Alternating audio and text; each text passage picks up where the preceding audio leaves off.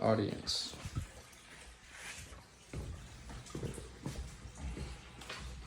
Let me know when the camera is ready.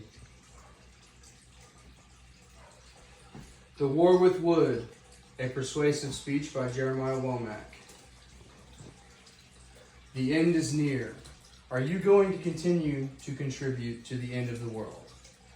Today, I would like to thank you for giving me your time to talk about the topic of deforestation and how influential it is on the well-being of the natural world and possible solutions to the issue at hand. We're going to be talking about what deforestation is, what some of the effects are, what causes it, and, as I previously mentioned, possible solutions. After doing vigorous research on deforestation for a composition class to write an essay, I would say I'm fairly versed in the topic of deforestation. Next slide, please. Let's talk wood. First, I'm going to explain to you what deforestation is. According to Merriam-Webster, the action or process of clearing forests is deforestation, but in all reality, it is much more than that. For over 200 years, humans have been contributing to the act of deforestation via the Industrial Revolution. That is what has brought on a tremendous amount of deforestation. As you can see, this population chart here shows from the year 1800, the population was about 5 million, to the year 1900, almost 25 times the amount of people lived in the U.S., and that's only the ones that were accounted for by the government consensus. The Industrial Revolution also brought newer technology to help clear forests faster and create a need for more area to build things. Next slide, please. As I said, deforestation is not only the act of cutting trees, but another way of committing deforestation is the American standard of keeping a well-maintained lawn. Now, in this picture here, you can see that over 40 million acres of land in America is turf grass. That's according to Princeton University.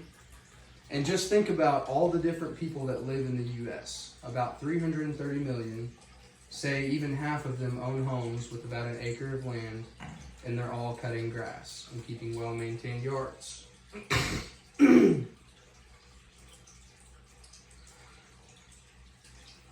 Cutting grass also contributes to the removal of carbon sinks, which basically removes carbon dioxide from the atmosphere, which is a greenhouse gas. And the use of gas-powered machinery to maintain these lawns is also contributing to climate change by emitting greenhouse gases as well. Next slide, please. Next, let's check out damage to wildlife. Next slide. All wildlife has the potential to be affected, and here are some real-world examples. Monarch butterflies. I'm sure you've all seen them at some point in your life. Well, the monarch butterfly was recently classified as endangered due to deforestation because in Mexico, where they seek haven during the winter months, they are cutting down the forests that majority of them try to reside in.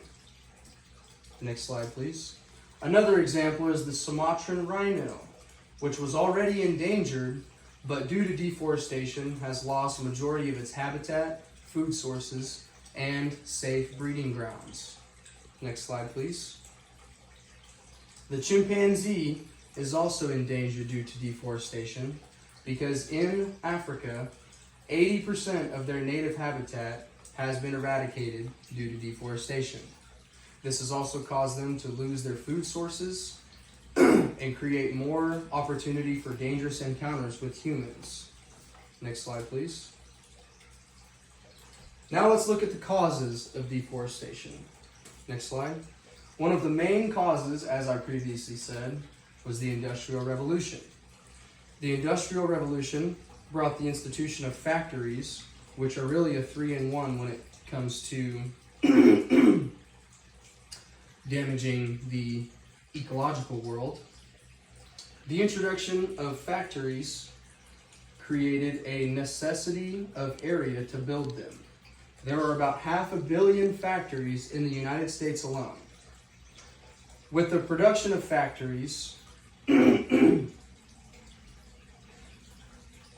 it also increased population growth and created more jobs and economical influx with all of the new technological innovations that were being made.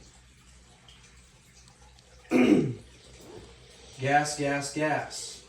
About 23% of carbon emissions come from the industrial sector.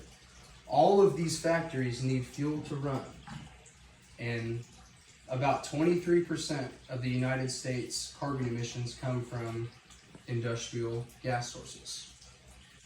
With the population growth, 5 to 75 million, again, that's about 25 times from 1800 to 1900.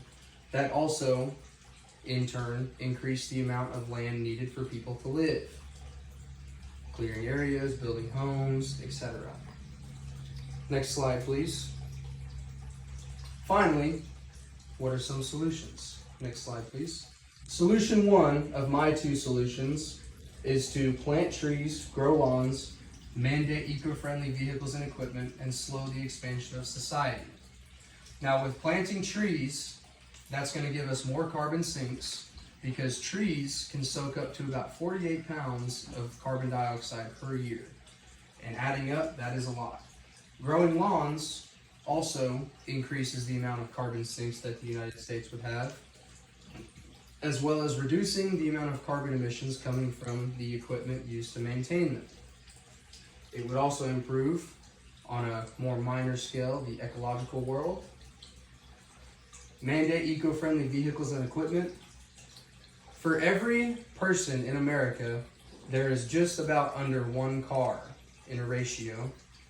And so let's say the population is about 330 million. That means there's close to 330 million gas-powered vehicles in the United States. And that doesn't account for the ones that aren't even registered, or gas-powered vehicles that don't count as automotive vehicles. Equipment as well. Mandating eco-friendly equipment would reduce the carbon emissions as well. And slowing the expansion of society would also be a solution to deforestation, because with less people coming in, less land is going to be needed to home them. Now, the more extreme solution that I've come up with, next slide please, is to just revert to the ways our ancestors lived, to completely remove the human-made causes of deforestation.